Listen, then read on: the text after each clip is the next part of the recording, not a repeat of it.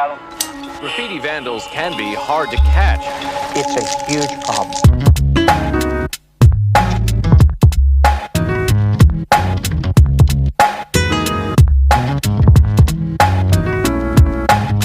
All-out war on graffiti.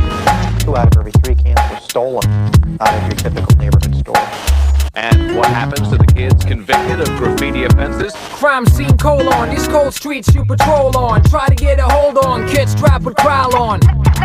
Vandals born on my kid, getting chased, raided, but mostly getting shit painted. Someone wants them, either step up, run up, or shut up.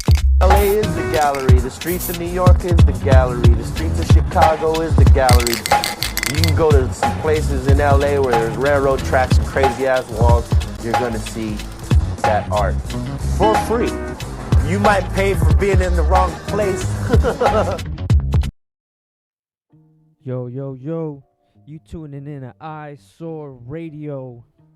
Yo, we got a legendary, we got an epic, we got a heavy hitter. We got a special guest in the house. Hey, yo, guest, state your name. Where you from? Timoy. I am from Guatemala. And I say that, well, because that is my origin, and I'm very proud of being Mayan. Mayan and actually Russian too. But I grew up in Los Angeles, and now I live in Riverside, California. Let's go. How you feeling? I'm feeling pretty good. That's right. Thank you. You have a pretty cool name. How did you come up with that? Thank you. It's actually an acronym for Trapped in My Own Imagination. Oh, wow. And yeah, I came up with it in 1999. I used to write Tootsie, and but the name was too long, and there was another graffiti girl that used to write Tootsie as well. And I wanted it something unique. And one day I did a drawing, and I called it Trapped in My Own Imagination. And I was like, I really like this. And then I just took the acronym from it, and then I was like, Timoy. I'm like, I like that. I like the letters and the sound of it and everything, you know. So I was like, I'm gonna sign everything Timoy from now on, and I'm gonna write Timoy from now on. So cool. Yeah. What's the earliest memory you have of creating art, you know, as far as like drawing and painting and whatnot? The earliest memory I have is being 6 years old and having my brother teach me how to do stick figures. Oh, right on. Yeah. Moving to LA, you know, from the motherland, you know. How did that transition shape your view of like the art and culture?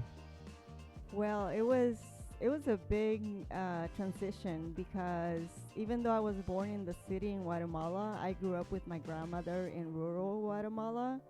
So I went from like riding horses and you know, being like in a small town to like coming to the city, and that was a different kind of adventure. I fell in love with all the graffiti in the freeways, on the shops, and I just also the diversity of Los Angeles, you know, meeting people from like different parts of the world and things like that. Definitely culture shock, but I got adjusted pretty fast. Right on. You're definitely a heavy hitter from the 90s, you know.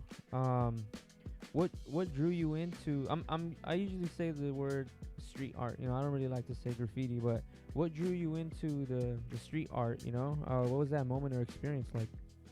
Well, for me, I grew up very adventurous, right, with my brother, and we used to, you know, do a lot of things, like adventurous little things, like I said earlier, we used to ride horses, and we used to do crazy things like jump from one horse to the other horse, and just like wild things like that, right? So then when I started to see the graffiti like on the freeways, on the billboards, on like all of that caught my attention. And so I started to, you know, first do my name, my actual legal name. And I started to do bubble letters, doing my actual name. And then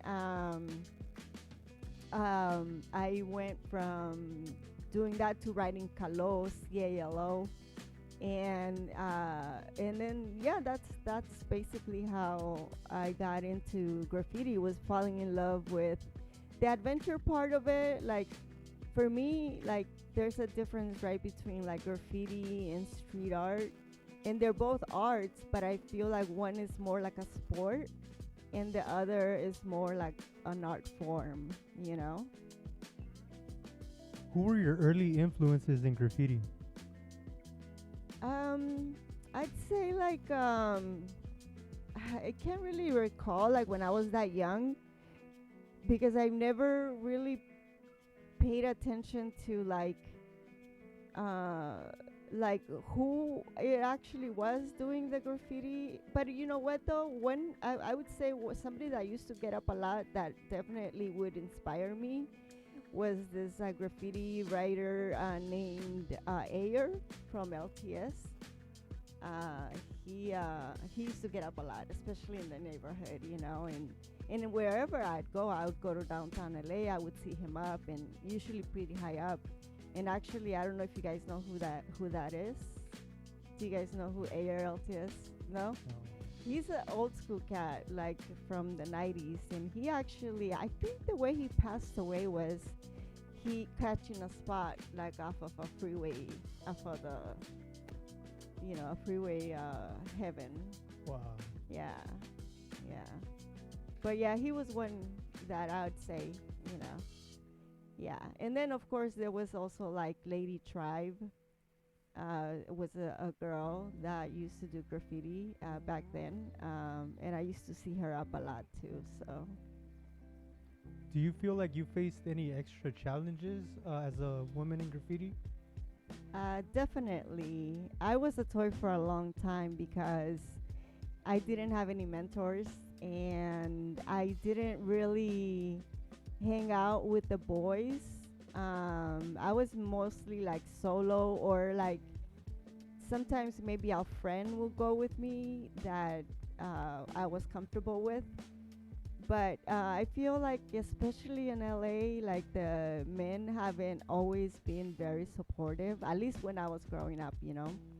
They weren't very supportive, and it was more like they're either trying to hook up with me, or if, you know, if I didn't want to hook up with them, then they wouldn't be willing to show me anything, basically.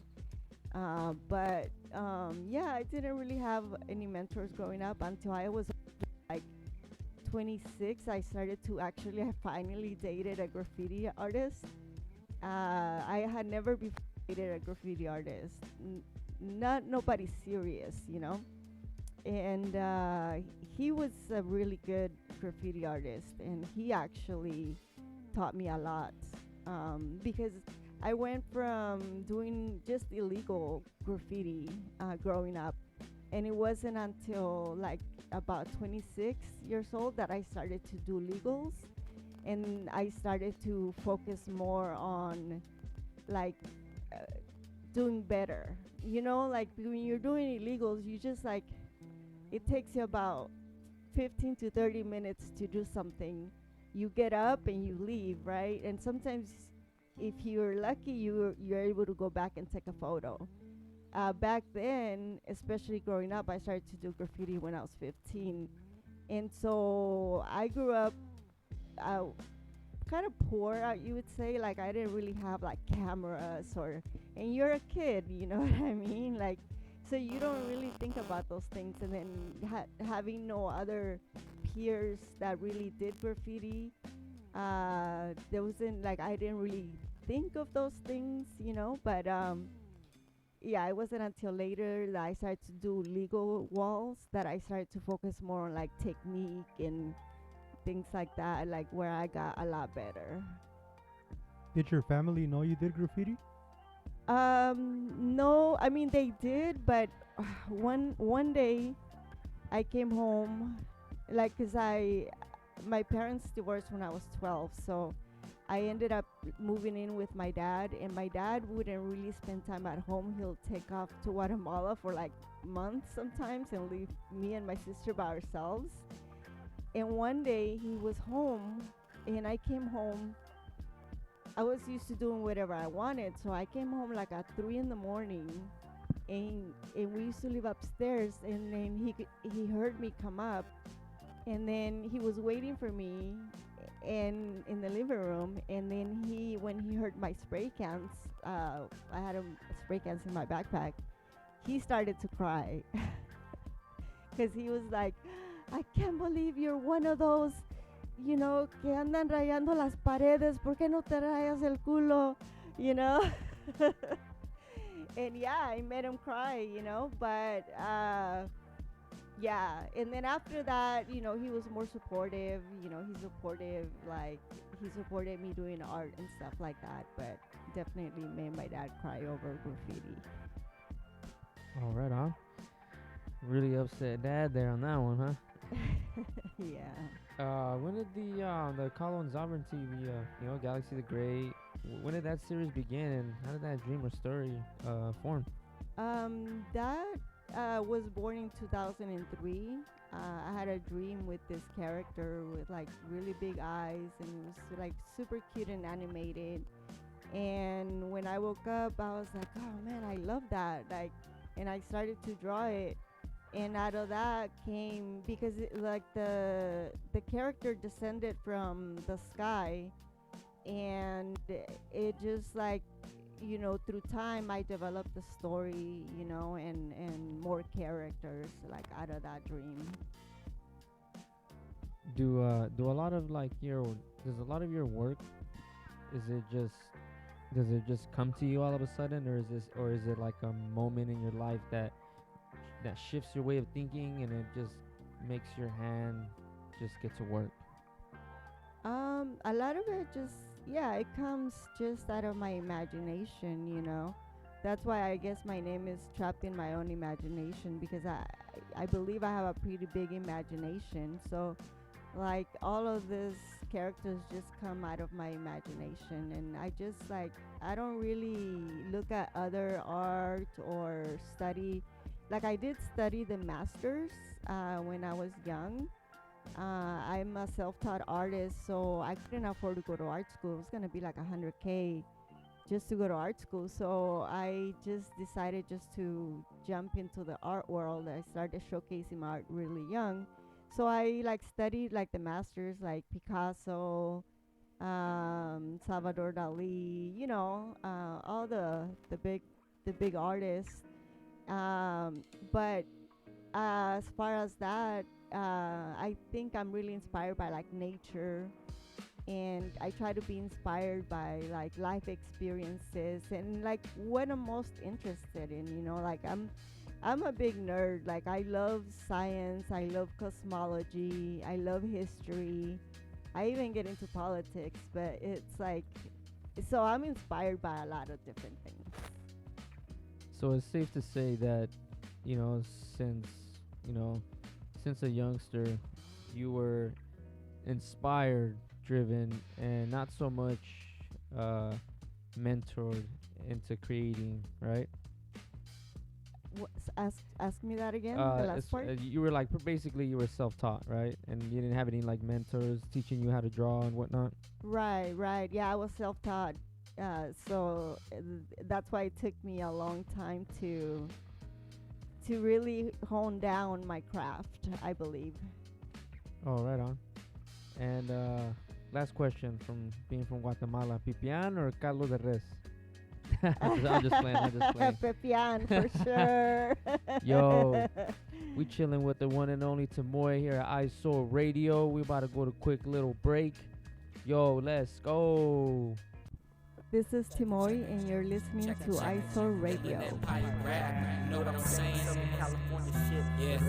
You know what I'm saying? Vandalism. Yo, 1, 2, 3 into the boat. Montana and Krylon cans rolling on the boat. Posted up on the abs, sticking up every slacks. But if you really on the map, the chrome, the burner, the black. I had to attack the competition style with ease. Halfway crepes, toys shook, got them weak in the knees. Stoned out kings from the streets, capping all enemies. dark and twisted on these beats when I'm up in the trees. Shout out to the homie Orgy IBC, Metro killing spree. Fat caps over sprayed with a palm in the breeze. I'm bombing with steez that fleet with the mop in my jeans. Big letters on the wall so police can see.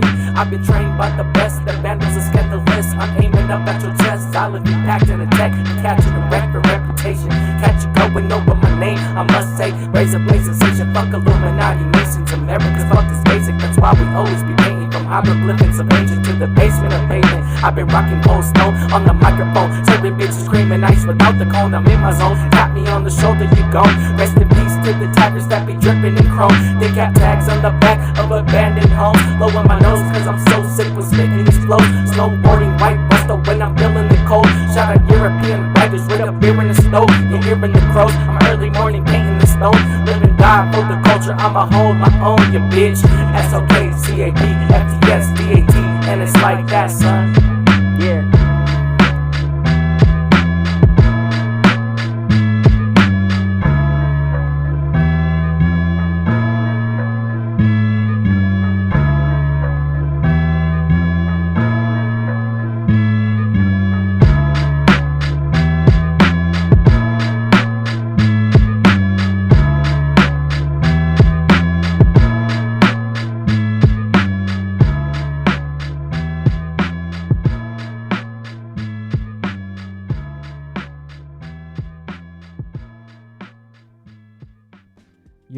Yo, we back. Eyesore Radio. And we here with the legendary Timoy. Hey, how you doing? Good. Feeling good. Thank you. That's right. Let's see. Let's jump into this here. Your characters often have like white eyes and are they from like imaginative or like cosmic realms, you know? Like what do they represent and you know, why that visual style? Well, I grew up watching like Sailor Moon and characters like that, a lot of Japanese animation. So I feel like I was influenced by Japanese animation, but I developed my own style of doing the big eyes. When I was before I had that dream, that's where the big eyes came from, was from that dream. But before I had that dream, I had started a series. I always loved big eyes, so like I had started I used to do portraits, like regular portraits, traditional portraits, and I started to do a series of girls with big eyes. And I guess from like that dream, I feel like it was like a gift, honestly, like a gift from God, because like that dream was so vivid to me that it was like a transition, you know, from doing like regular portraits of girls with big eyes to continuing the series of doing that, but in a cartoon form this time. Nice. And also like the eyes are like the windows to the soul, and I've always known that. And so there's a lot of symbolism in my work. And then, you know, with the Sovereignty Galaxy, like they're aliens. And I've always had a fascination with the stars and the planets and just like life outside of Earth, and the possibility of there being life elsewhere.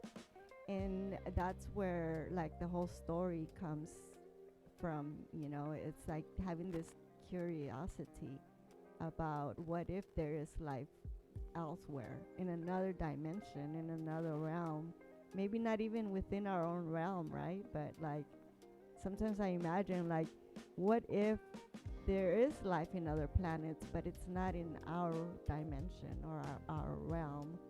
You know what I mean? Jeez, I got goosebumps. Ooh. Like parallel universe, you know? Yeah. How do you see the relationship, you know, between your street work and your more brand oriented work, you know? Between my street work, you said? Yeah, like your street art. Oh, well, I mean, it was a transition, you know, like from doing graffiti and street art to the canvas. I think it's like a normal transition for as you get older too. And then also like I started my brand when I started that series with the big eyes. I was like 23.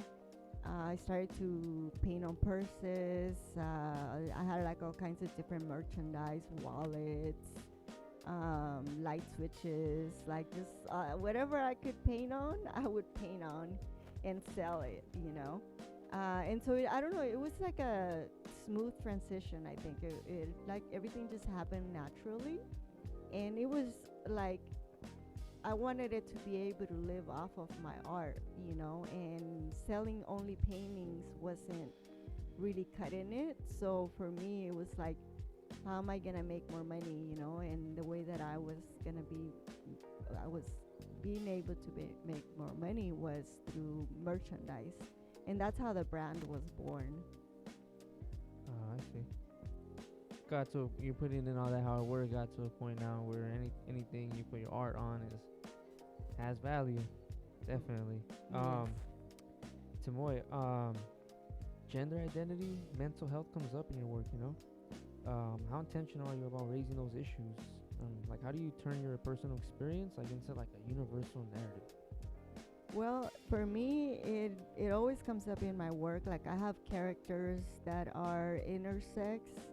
I have characters that are non-binary, and I'm always also very vocal about it. Like I'm always like advocating for LGBTQ rights and just making people aware, educating people on those topics, and then also mental health, right? Because I've been through so much that I've had like really dark moments. So for me to be able to talk about my story is important too, because I feel like I can inspire other women, I can inspire other people growing up, you know. And so because of my lived experience, I'm able to really advocate for other people that sometimes maybe don't have the words or don't know how to advocate for themselves. I'm able to, and I don't just talk about it, right? Like I've done work for 3 years. I taught art at a art gallery in Riverside, where I used to teach art to people that used to have mental health challenges or like developmental challenges as well. So I try to do not just speak on things, but also live through it at the same time, you know. You've spoken about personal trauma and how that impacted your art and brand. How did you heal and continue creating art?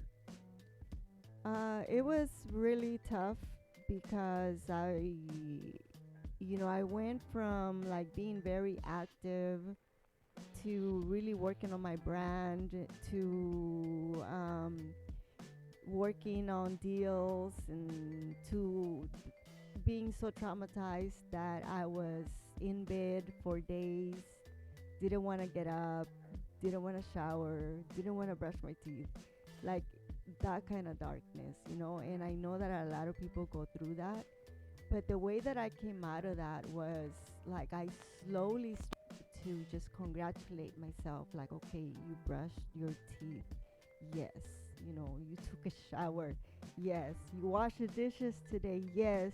And then I went from like that, those little steps, to doing yoga. So I would go to a yoga studio, and that was huge in my life, because not just spiritually but like physically, yoga was a big healing part. And then also therapy, like I went through therapy, like physical therapy, and also psychological therapy. And I've had so many different therapists, but there was this one therapist, she was so good, like she was able to really pull me out from where I was at.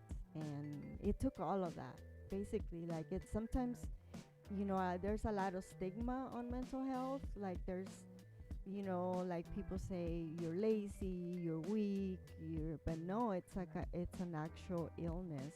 The brain is very delicate, and if something traumatic happens to you, your your brain switches on you, and like your neurons, everything gets mixed up in there.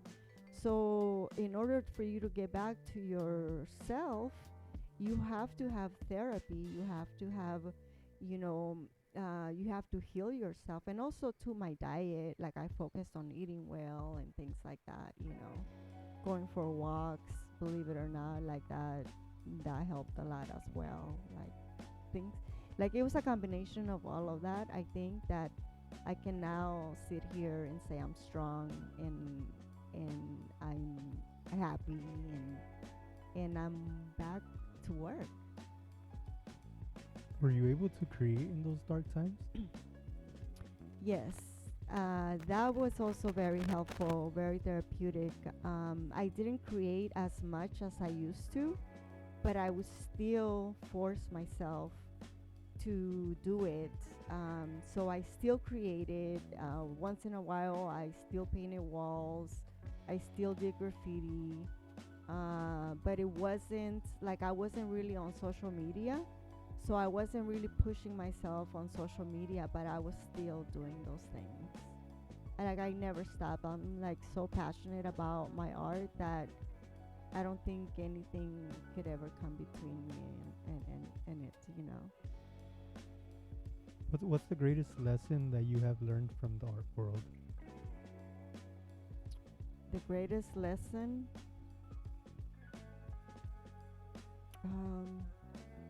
the greatest lesson that I've learned from the art world.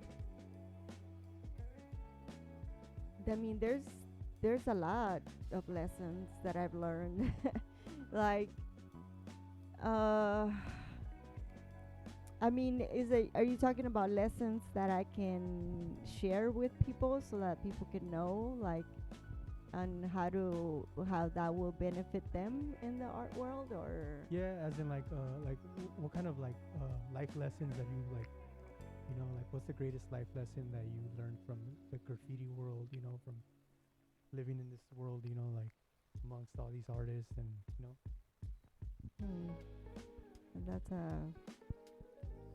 that's a tough one.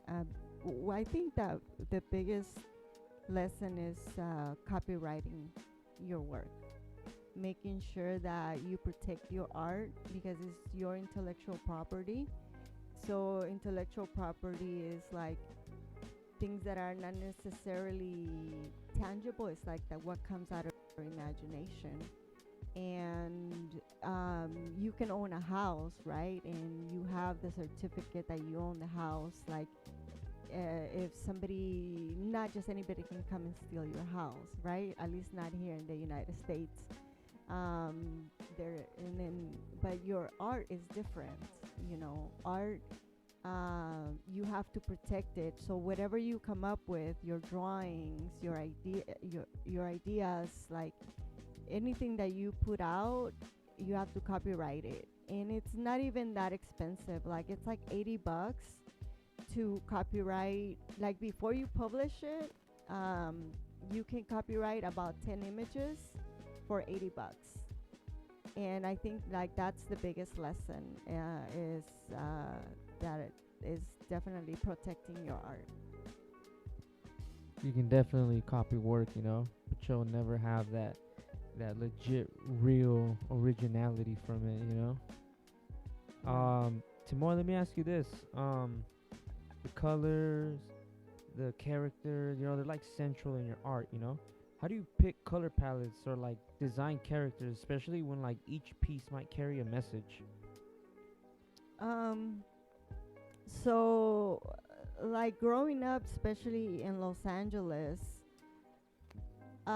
being so diverse, right? But I grew up also experiencing racism, right? So like for me, it was always like, why does my skin color matter, right? Like why does skin color matter? Like why are we as humans always fighting over skin color, And then I was like, what is the color if you're a spirit? Like, are you still a brown person, a black person, a white person as a spirit? or does your spirit have a lot of different colors? And so my characters, they're made of light, they're spirits basically. So they don't, in my imagination, they don't have skin color like we do. They're not limited to the skin tones that we're limited to. I feel like that, and that's where all the colors come from. So like my palettes just comes from having that idea that as a spirit, we're not limited by our human colors, basically.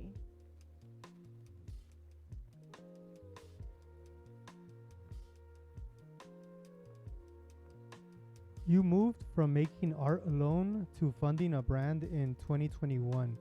What were the pivotal moments in that transition? I'm sorry, can you ask that again? Yeah. You moved from making art alone to founding a brand in 2021. What were the pivotal moments in that transition? So in 2021, like I already had my brand, right? And I was working on it slowly despite what I had been through. But in 2021, that's when I actually established it with my sister and her husband. We're business partners. And we got on LLC. So it was like super expensive. We like trademarked the name Timoy. We paid for the LLC, like all the business. Like it just became legit. You know what I mean? Like we did everything legally. And the name is trademarked, and then we paid for whatever fees. And yeah, it just comes with a lot more responsibility.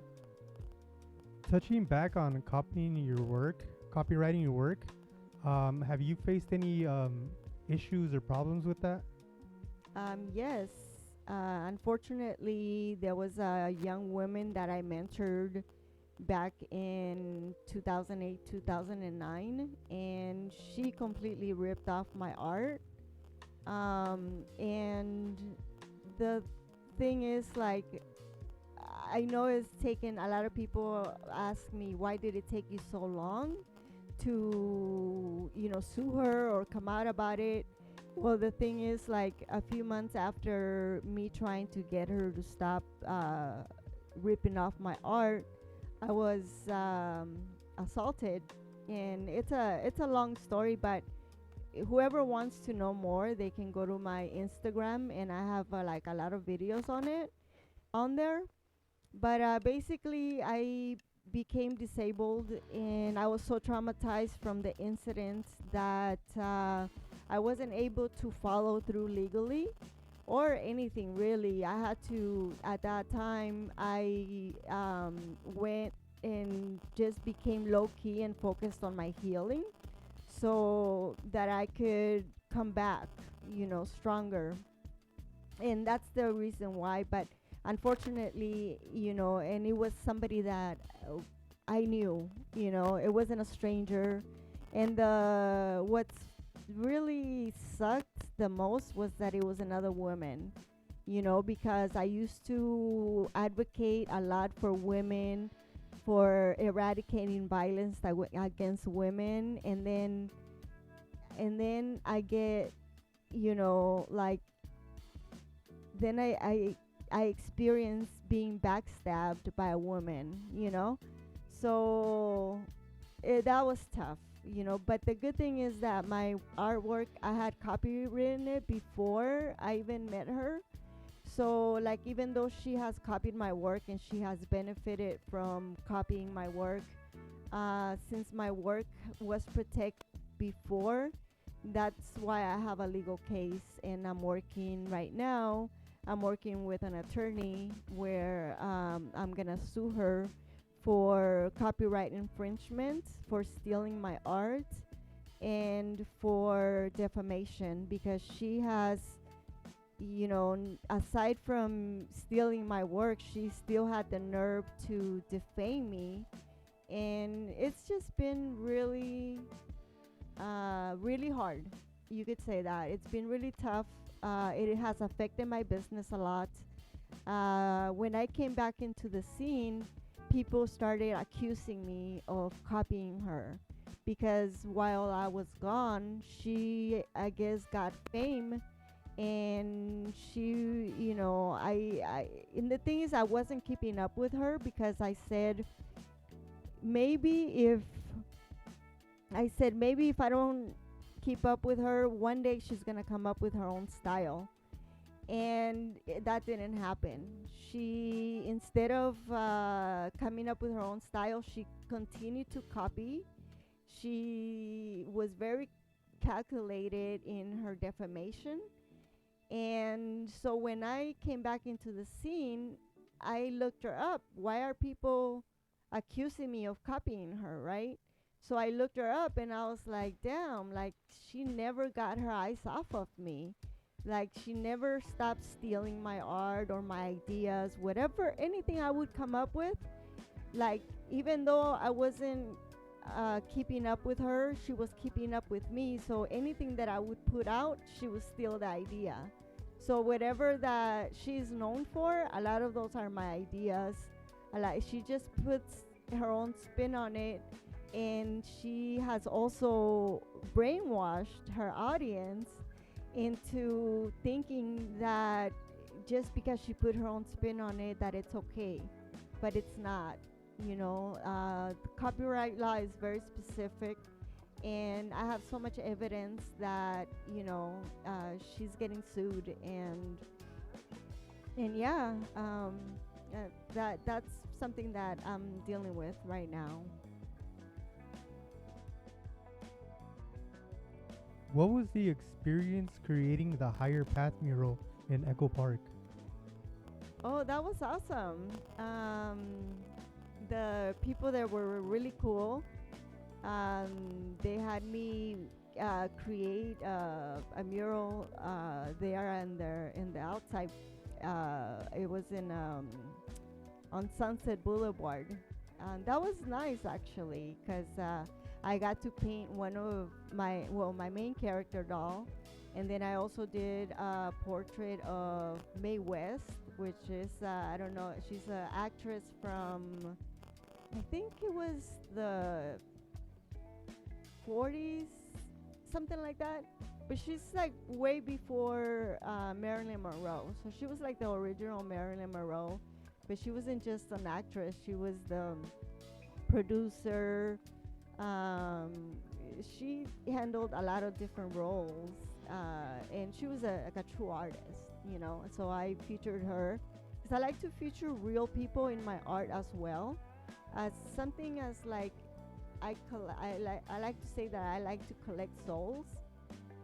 So in the way that I collect them is I immortalize them in my art, So maybe this, like, some people, I think maybe they come from this other galaxy, and they come to Earth to inspire humanity.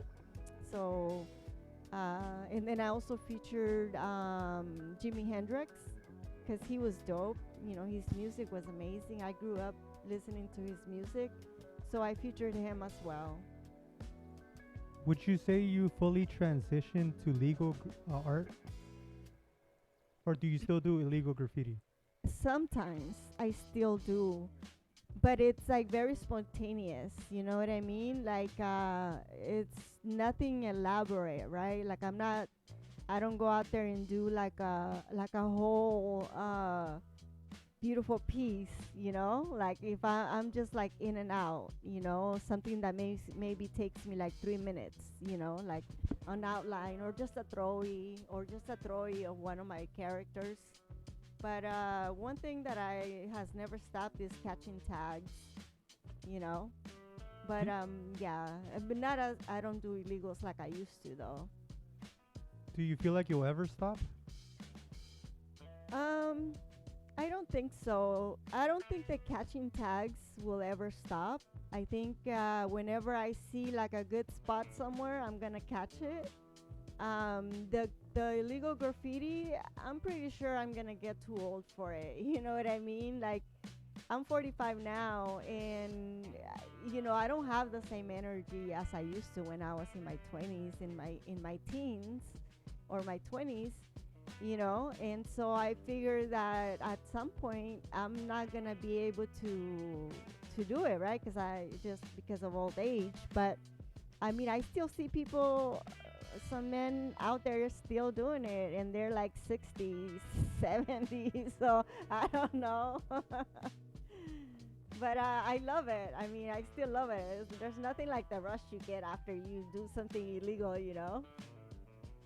Do you have a message or a piece of advice that you can give a young woman or guy coming up in graffiti, and just like a piece of advice you would give them? I'd say like the best thing you could do if you really want to be somebody in the art world is to be authentic, because the art world is a small world. So if you're not an authentic person, or your art is not authentic, there's gonna be a point where there's some doors you're not gonna be able to open. So like the best thing you can do is be yourself, be authentic, be inspired by nature, be inspired by life experiences, study the old masters. Don't look to your peers and copy your peers. Be inspired by like the old masters, and be authentic, because at the end of the day, it's a small world, and some doors you're just not going to be able to open if you're not an authentic person, an authentic artist. Do you have any shout outs that you want to give? Yeah, I would like to give a shout out to my sister and her husband, because they're amazing. They're my business partners. And then also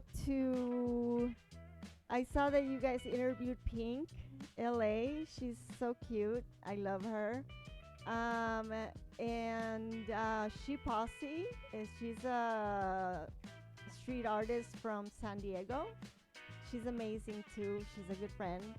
So I'll give her a shout out as well. And then shout out to you guys for interviewing me. And yeah, thank you. Where can any listener or viewer, where can they find you and your incredible work at, Timoy? Well, they can find me on my website at TIMOI.com, Timoy.com. Or they can find me on Instagram at Timoy Brand. So my name Timoy, and then brand, the word brand, Timoy Brand. And then I'm also on TikTok as Timoy1. Okay, let's go. We have a lot of powerful, independent, strong women here on this show. And usually I like to kind of ask the question, who has the biggest haters, the men or the women? But I think in this case we know who the biggest hater is here, But Eyesore Radio, we chilling with the one and only, the legendary Timoy. Thank you for blessing us with your appearance, your story. Everything was awesome. This episode was brought to you by Santo Paso, Rico Suave, Hood Vandals, Streetwear. Eyesore Radio, we in here. Let's go. Yo, what up?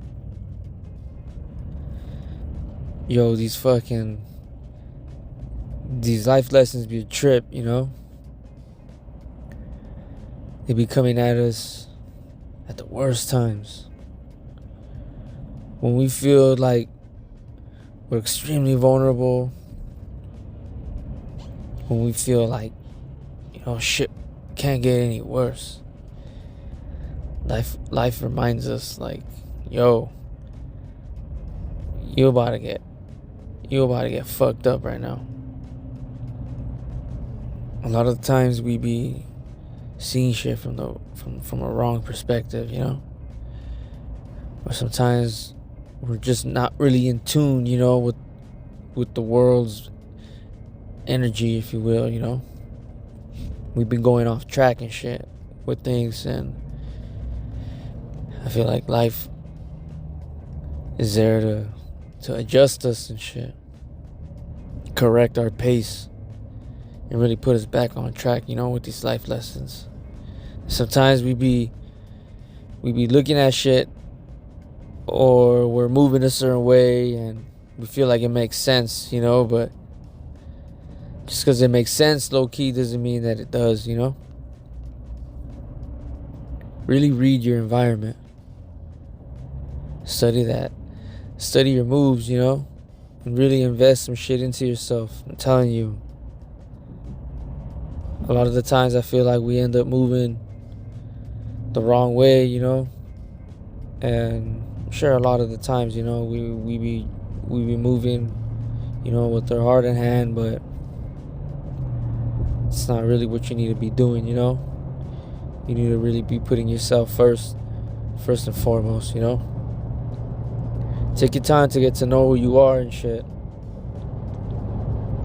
Love yourself, appreciate yourself, respect yourself. And once again, yo, we gotta manifest that atmosphere and that energy, that environment that we feel like we deserve, you know? Chin up before you leave the crib. Smile, be happy. Cause it's mad contagious. Yeah. Yo, Eyesore Radio. This is Louis Talk, baby. What's up?